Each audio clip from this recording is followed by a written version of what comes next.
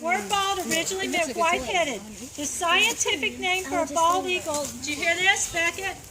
Is white-headed sea eagle. That's the scientific name, means white-headed sea eagle. Can you see it? Flap. You need to flap like a mon. All right, we're going to head over to the, listen.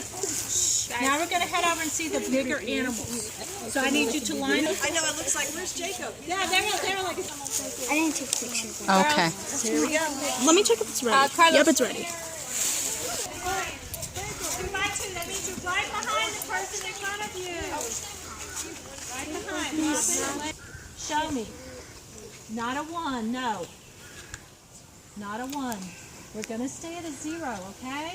Because you need to not scare the animals, and it's more respectful if you're at a 0. So we're going to stay at a 0. So you guys know what raccoons eat?